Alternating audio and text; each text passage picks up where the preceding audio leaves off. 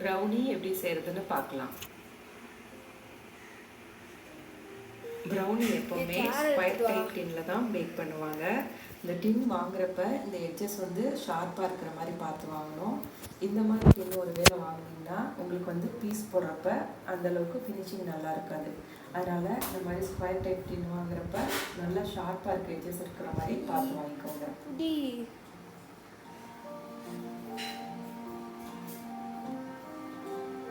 Oil தடவி டின்னை use பண்ணி எடுத்துக்கிறேன். அதுக்கு மேலே போடக்கூடிய பட்டர் பேப்பர் வந்து 2 சைடும் கொஞ்சம் ஜாஸ்தியாக இருக்கிற மாதிரி கட் பண்ணி எடுத்துக்கோங்க. அப்படின்னா தான் ப்ரௌனி பேக் பண்ணதுக்கப்புறம் எடுக்கிறதுக்கு வசதியாக இருக்கும்.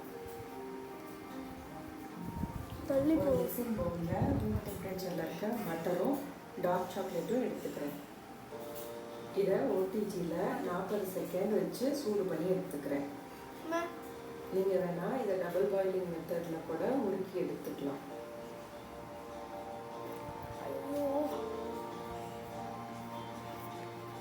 உருக்கின இந்த மிக்ஸ் கூட சர்க்கரையும் முட்டையும் சேர்க்க போகிறோம்.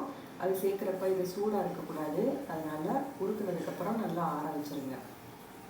பட்டருக்கு பதிலாக ஆயில் சேர்க்கலாமான்னு கேட்டிங்கன்னா கண்டிப்பாக இந்த ரெசிபிக்கு பட்டர் தான் ஒரு நல்ல டேஸ்ட்டை கொடுக்கும். அதனால் பட்டரே சேர்த்துக்கோங்க. பவுடர் பண்ண சர்க்கரையும் முட்டையும் சேர்த்து மிக்ஸ் பண்ணி எடுத்துக்கிறேன். இதில் சர்க்கரை வந்து கண்டிப்பாக பவுடர் பண்ணி தான் சேர்க்கணும். ஒருவேளை அப்படியே சேர்த்திங்கன்னா இந்த ப்ரௌனி வேகிறப்ப கீழே ஃபுல்லாக போய் அப்படியே சர்க்கரை கரையாமல் ஸ்டோர் ஆகிக்கிறோம். அதனால் சர்க்கரை பவுடர் பண்ணி சேர்த்துக்கோங்க.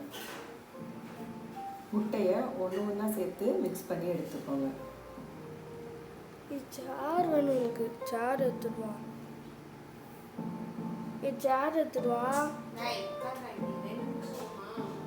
ஆமாம்.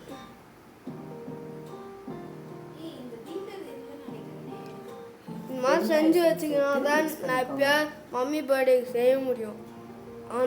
உனக்கு வந்துடும். கொக்கோ பவுடர், பேக்கிங் பவுடர் இது மூணையும் இப்போ கரண்ட் ஆஃப் ஆயிடுச்சுன்னா போகும்போது கட்டி இல்லாமல் மிக்ஸ் பண்ணி எடுத்துக்கோங்க.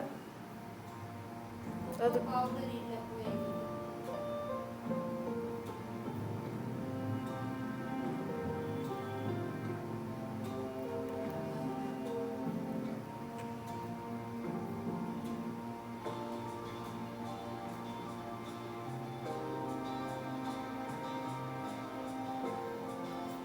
இந்த மிக்ஸ் பண்ணி வச்சுருக்க அந்த பேட்டர் வந்து கொஞ்சம் திக்காக தான் இருக்கும்.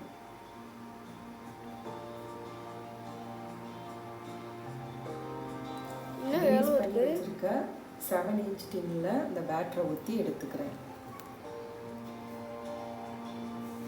உங்களுக்கு தேவைப்பட்டால் ப்ரௌனி மேலே நட்ஸும் போட்டு பேக் பண்ணி எடுத்துக்கலாம்.